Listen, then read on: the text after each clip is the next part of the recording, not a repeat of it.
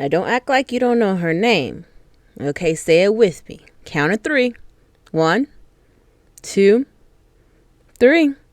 Erika Pinocchio Kirk. Front of the class.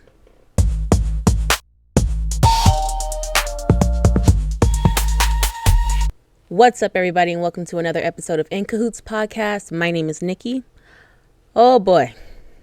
Now, see, let me start off by saying I purposefully did not make a video on the whole Bride of Charlie little saga that's going on right now, because I just kind of wanted to sit back and watch. And I don't know, maybe it's just me. I mean, I think that Bride of Charlie is it's a cool little name for the little docuseries, but it should have been called Erika Pinocchio Kirk. That's just my opinion. However, I want to get into a couple of things that Candace mentioned in the first episode. I'm not even surprised, but we're going to get into it. Before we do, please make sure that you smash that subscribe button, hit the like button, comment, let me know what you're thinking. Make sure you share this video with everybody that you know. Turn on your post notifications so that you know every single time there's a new video out. If you want to support the channel, you can always hit that thanks button. Always hit us up on our Cash App, Venmo. Those two are right there on your screen. You could throw some supers in the comments. However you'd like to support. Everything helps and everything is appreciated. It all goes to improving this channel. You can also follow us on our socials. It's going to be TikTok, Instagram, and X. All right, let's get into a few things. Okay, so we're about to get into her morfar, her farfar. I actually knew about this maybe a month or so ago. I just didn't say anything. I kind of just brushed past it. So it's kind of cool that Candace is covering this.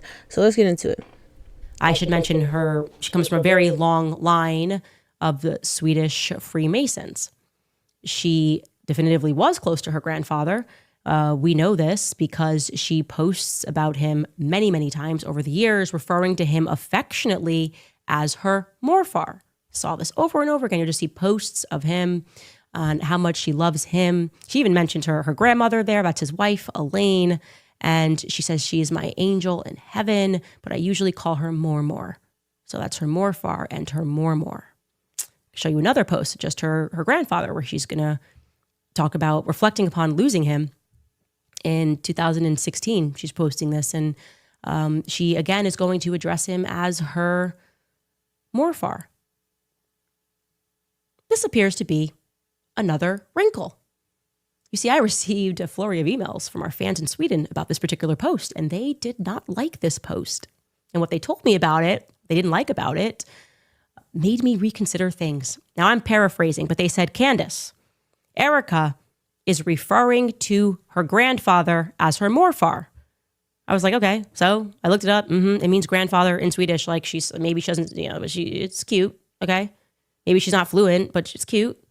And then they explained it to me a little further. They said, no, Candace, the Swedish language is quite literal here. Morfar quite literally translates into mother's father, morfar. And farfar quite literally translates into father's father. We have different words for these things. These have entirely different meanings. You would never call your father's mother your morfar. You would never call, and that's what she's doing. She's calling him her morfar. That is Erika's farfar. If Kent is her father's father is her farfar. She said, a woman emailed this, she said, no Swedish grandfather would ever allow you to refer to him as morfar if he was not actually your morfar, okay? If he was your farfar. I wonder if anybody cares to fill Erika in on the corruption. Does she know that things are just not adding up or making sense? Does she not know when her own birthday is? Does she not know that her parents changed it? I mean, what? It's like all the corruption and the lies. It's like, it's almost just like right in her face. And it's like, she just didn't, or she does not know. Like, can you imagine if she's learning all of this for the first time about her family? But then what if she did know? You never know with Erika. Really, you don't. Andrew Kovac tells her the most outlandish things, and she tries to defend it, and it's like so far off from what anybody actually really even said. And now you got her parents out here, you know, forging documents or changing dates and changing birthdays. This is not your morfar or your farfar. This is actually your... that's a lot. Like, it really makes me wonder, does she know? And if she does, that's crazy. But imagine learning all of this about your family for the very first time. Which brings us to a point where we should introduce you to the family tree so you can just kind of see what's going on here, because this morfar farfar scandal troubles me deeply. Is Erika lying? Is she mistaking? Is she making a mistake at all? Or is she accidentally actually trying to tell us the truth? Let's take a look at some other interesting tidbits. On March 21st of 2019, Erika visits with Charlie. She's in Jerusalem with Charlie, what is known as Zion's Gate in Jerusalem. She posts a picture with a pretty curious caption. It reads in part, meet Darla, a Romanian Jew that now calls Israel home. She was sitting by my family's dedication sign for restoring the Zion Gate in Jerusalem. Oh. What? Why is Erika describing the Zion's Gate as her family's dedication? Speaking of which, why does her one-time roommate, Nicole Rothstein, allege that half of their family, referring to her and Erika's family, is Jewish? Doesn't make sense. She also claimed that after Charlie's assassination, that Erika, she was online going back and forth with people, that Erika was her best friend and her cousin. Nicole Rothstein said this. Now, I want to be clear, the Rothstein family, the Zion's Gate is their dedication. Nicole wouldn't be lying if she posted that it was her family's dedication, but Erika? Also, how did Erika and Nicole Rothstein get so close? Remember, Erika presents that she was raised by a single mother on the Lebanese side. If Erika is telling the truth about her paternity, then Nicole Rothstein, I want you to understand who this would be to her. Nicole Rothstein, it's going to sound ridiculous, but this is the reality if Erika's telling the truth. Nicole Rothstein would be Erika's father's sister's husband's previous wife's daughter's daughter. In other words, zero blood relation, not even kind. Okay, wait a minute. Father's cousin, sister, brother, uncle. I don't know. I don't know. Erika, raise your name, Kirk. Like, there's no... It's almost like she knows. I mean, if you're clearly calling her your cousin, that's not like your play cousin. So that would not make her mother who she says her mother is. This is all confusing. Like, lies are confusing. Kind of related, kind of crazy. You would even call each other cousins. People do that. It's cool. It's my cousin. It's my cousin. Okay, cool. Erika goes a little further, though. Erika also posted a lovely tribute to Alan Rothstein, Nicole's father, online. She calls him Uncle. Uncle? Whoa. If Erika's telling the truth about who her parents are, to Erika, that would be her father's sister's husband's previous wife's daughter's husband. Suffice it to say, again, absolutely zero blood relation, and yet Erika is extraordinarily close to him as well. Now, we can show you on the family chart just how removed this is. It's insane. Okay, but we actually couldn't even fit it. It's so far removed. So you got her aunt, Carla, is married to a guy named Jack, but Jack was also previously married to somebody else, which you see there named Edna. And this is Edna and Jack's line. This has nothing to do with Erika Fransve. Again, how did she get so close to these people? Why is she referring to them as her family and declaring that Zion's Gate, which is actually their family's dedication, which has nothing to do with her aunt Carla, why is she saying that that's her family's dedication? That makes no sense. I'm struck by this. We could imagine how it could make sense. Now, again, we're imagining here. We're trying to make sense of the things that Erika is saying. I could imagine a very easy way it could actually make sense. Her closeness to the Rothsteins, her dedication to Jerusalem, if and only if we take Erika literally when she says morfar. Let's assume that Grandpa Carl is indeed her mother's father. That would mean, well, obviously, Lori's wouldn't be her mother. It would also mean that Kent, just by nature of him being a man, is not her father. We're looking for her mother's father. So we have to start looking at Kent's siblings that are females. That would give us only 3 options. We can bring this back up. One of Kent's sisters would be my first pick.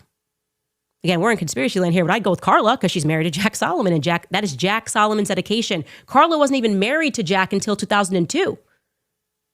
She just jumped in and was like, this is my whole family and my family's dedication. No.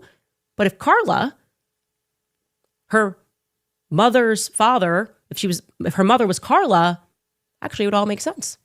Solomon is the very man who financed the restoration of Zion's gate in Jerusalem. If Jack Solomon was her father, then a co-Rothstein would indeed be her blood relative cousin. But again, that's purely speculation. We don't have to go into speculation. Let's just give you the facts more about Jack Solomon. Now, don't sit there and act like you did not look at Carla and think, that actually looks more like she would be Erika's mom than Lori. I do see resemblance in Erika and Lori, though. But Carla, yeah, I can very much see that being a possibility. You know what else that I find kind of odd? Candace keeps saying that Lori Fransve was a model. She keeps saying that her mom was a model. Her mom was a model. I cannot find, like, where I wonder where she's getting that. Like, I can't find anything that says or shows Lori being a model. If you guys can you help me out with that? Like, I have checked everywhere. Where was she a model? What is factual is that Jack Solomon eventually marries Carla Fransve in 2002. And there are also some other really interesting facts about Jack. Jack and Erika's mommy aunt, I don't know, Carla, live in Utah. He graduated from what is today known as Utah Valley University. He's very involved in the university. It was formerly known as Utah Valley State College when he graduated from there. Okay, so now he graduated from UVU. I mean, I can't help but to say what a coincidence. But see, Erika says there's no such thing as a coincidence. But I mean, that's a big coincidence to me. So I mean, it's just so interesting. Huh. You have Fort Huachuca with the mom. You got the Uncle Jack. Big coincidence, I'd say. So odd. He also created on their campus the Center for Jewish Studies. I mean, at the very least, you'd think with all of the money that he poured into that university, he might be able to call someone to get us more footage of Tyler Robinson. Or Carla. How about Carla? She's married to the man. She could have maybe, in my imagination, made it to the hospital when Charlie was shot and killed. I mean, why did none of them make it to the hospital? They're all so nearby. She still lives in Utah. I will say this. Candace does bring up the fact that her family didn't come to the hospital and whatnot. She brings that part up a lot. Maybe it's just me. I don't see how that is relevant. I know Erika made a post about her uncle. They're close. Okay, fine. But I mean, I don't know. I don't see it to be suspicious that her aunt and uncle didn't come that day. Maybe they could have come to the memorial. I don't know if they did or did not. I would see that being more so like, you live in Utah, please, come here, help me honor Charlie. I would say, okay, yeah, maybe they should come to that. But I mean, as far as coming to the hospital that day, I don't know. And then also, having, Jack or Carla help to get more footage. I don't know. I don't see that being all that possible either. But, I don't know. Candace, maybe there's a method to her madness. I don't know. That part, like I just said, I don't see anything suspicious about that. But I'm going to end this video right here. Please make sure that you hit that subscribe button, like the video, comment, share this video, turn on your post notifications so that you know every single time there's a new video out. You can always support the channel. If you want to donate to the channel, our Cash App and Venmo, they're on the screen. You can also hit that thanks button right there to show a little bit of love. Everything goes towards improving this channel. Also, you can follow us on our socials, which is going to be X, TikTok, and Instagram. Until next time, this has been In Cahoots Podcast. My name is Nikki. Peace.